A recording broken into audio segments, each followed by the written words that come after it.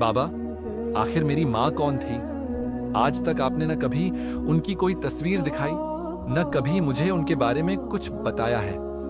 अब तो मैं कॉलेज में भी जाने लगी हूं और हर लड़की मुझसे मेरी माँ के बारे में सवाल करती है। अमीर अपनी बेटी आयशा को बड़े ध्यान से देख रहा था। उम्र सिर्फ 17 बरस थी, लेकिन वक्त से पहले ही समझदार हो गई थी। यह सवाल तो वह बचपन से ही पूछती आई थी, लेकिन अमीर के पास उसके सवाल का कोई जवाब नहीं था।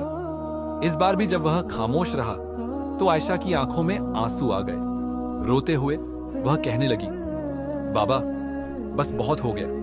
अब मैं और यह बर्दाश्त नहीं करूंगी। आपको मुझे आज बताना ही होगा कि आखिर मेरी माँ कौन थी और इतने सालों से आपने मुझसे यह सब छुपाकर क्यों रखा। अमीर इसी घड़ी से डर रहा था, लेकिन उसकी बेटी जैसे आज सब कुछ जान लेना चाहती थी। आखिर कब तक वह उससे यह बात छुपाकर रख सकता था? फिर उसके दिल ने फैसला किया कि आज वह वक्त आ गया है कि वह उसे बरसों पुरानी 20 साल पहले की वह कहानी सुना दे जो उसने अपने दिल में छुपा कर रखी हुई थी। मेरी बेटी की मां कौन है? वह कहां से ताल्लुक रखती है?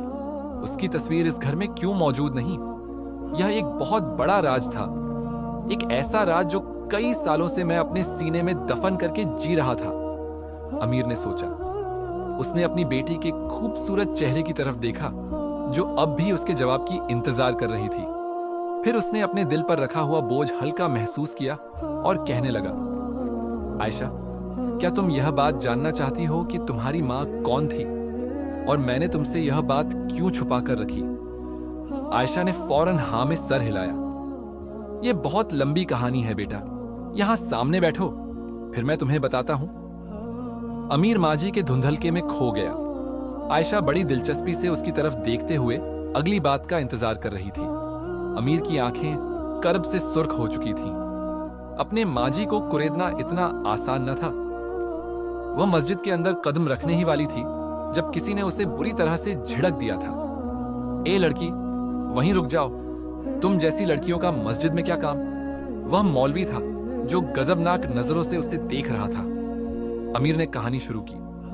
वह लड़की उदासी से मौलवी को देखते हुए बोली, क्यों? यह आपका अल्लाह का घर है। इसमें हर इंसान को जाने की इजाजत है जो जिंदगी से मायूस और इंसानों का ठुकराया हुआ हो। इस बार मौलवी खामोश हो गया। वह समझ गया था कि यह लड़की इंसानों की ठुकराई हुई है, तभी तो इस कदर मायूस नजर आ रही थी। तभी उसने आगे बढ़कर उसके सर पर हाथ रखा और कहने लगा, बेटी, अभी जमात का वक्त होने वाला है। मर्दों की एक बड़ी तादाद इस मस्जिद में आएगी